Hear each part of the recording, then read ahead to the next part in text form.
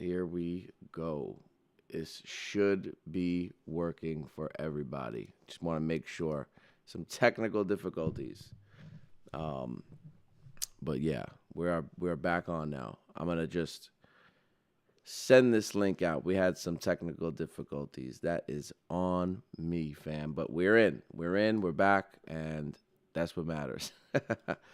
Welcome, welcome. It is almost Thanksgiving. That's crazy. Almost Thanksgiving. It honestly does not feel like Thanksgiving is here, but it is. That's the truth. And time is flying, and before we know it, it will literally be Christmas.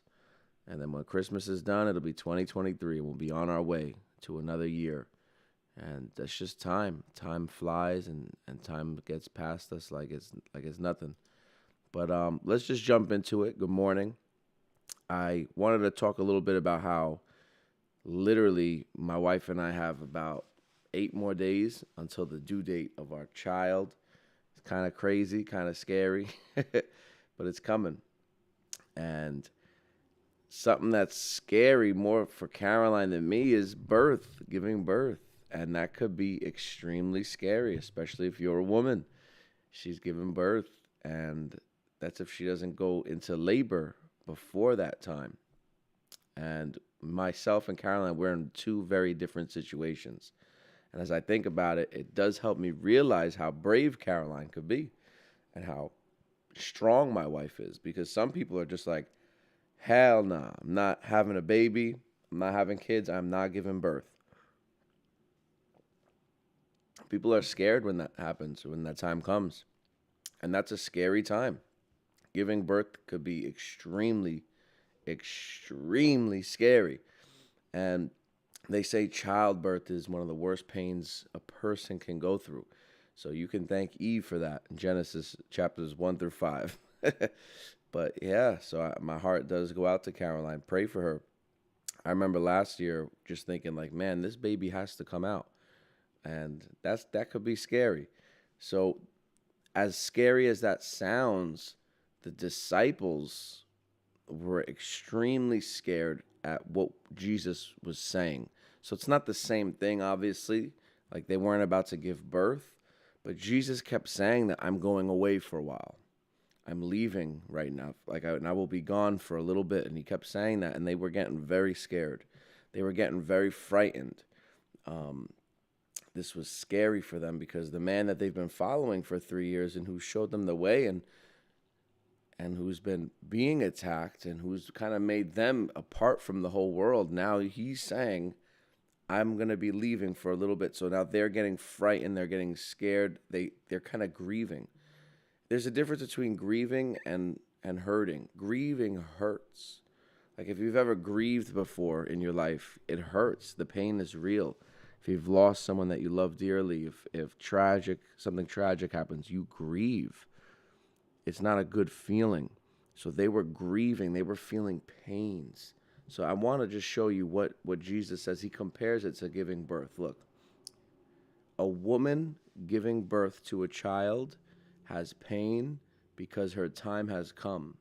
But when her baby is born, she forgets the anguish because of her joy that a child is born into the world. Now this is crazy. If it wasn't Jesus, I would say, man, how could a man kind of compare or ever talk about giving birth? We don't understand. But this is Jesus. And he's saying a woman giving birth to a child has pain because her time has come. So Jesus is now making it known these last couple chapters, the time has come. This time is now. It's happening. It has come where pain is going to be felt. This is the time where not just you will feel pain, but I will feel pain. But this is so important. When the baby's born, my wife just literally, as she laid there and as she saw that baby, just tears of joy. And it's like everything else just disappeared, literally, in that moment. Everything is just, wow, you're so amazed. All those 9 months, and I'm telling you, it's a hard 9 months for a woman. It's not easy. But all that work, all that labor, all that pain, and then the 30-something hours of labor, it's like holding that child, you don't even remember it. And it just happened like 30 seconds ago. But the joy of the child being in the world, you forget. So with you, Jesus says, now is your time of grief, but I will see you again and you will rejoice, and no one will take away your joy. I mean, that is something I need today. Maybe that's something you need today. Like, no one will take away the joy that comes when you receive Christ, when you have him, when you see him again. And this is so beautiful because the fact that we will see him again. He gave them a promise of, I will see you again. I will be with you again. And trust me, you will rejoice. And no one will take that away. But guess what? My disciples, you have to go through some pain. You have to go through this suffering. There is no joy. There is no peace. There's no comfort without a time of suffering. Suffering endures for the night. Pain endures through the night. But literally, joy comes in the morning. There is no joy without it. And Jesus does make it be known, I will see you again. That's something we could look forward to no matter what we're going through, that we will be with him again. We will see Jesus. And that gives me encouragement no matter what could happen in my life. That is something I've always looked to. Listen, Frank, you will see Jesus again. You will see him face to face. What can compare? What could bring me down? What could really bury me other than the fact that I'm going to see my Jesus again? He will take away every pain. And there's some pains that will not go away on this earth. I'm telling you, there's some things that some people go through that I wish are not even an enemy. But knowing that I will see him again, he will remove those pains. He will just give that instant joy. And you only know it when you know the Savior. Look at this proverb. I want to read it to us today. In all your ways, submit to him, and he will make your path straight.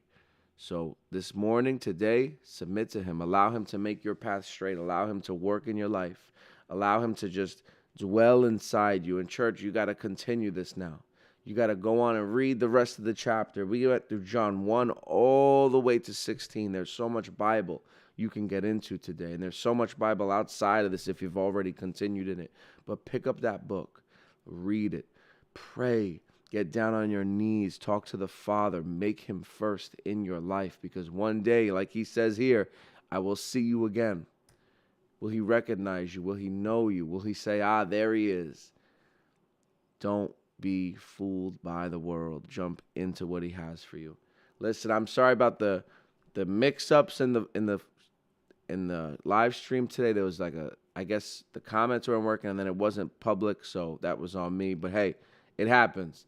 Want to just shoot out. My name is Pastor Frank, and please still give this video a like and always remember to subscribe. And that's why y'all were notified, because you were subscribed. All right, come on.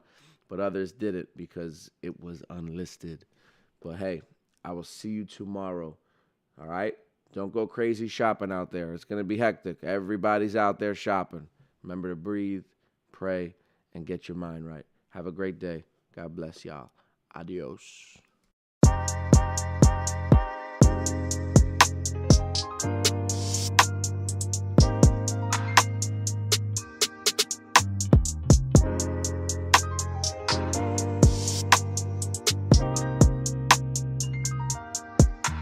On the road, collecting stories for the gold. So still glistening, living what I've been dripping in. Testimony, still testimony. Go tell your homie, let go, that's in repair. Let me do the things that's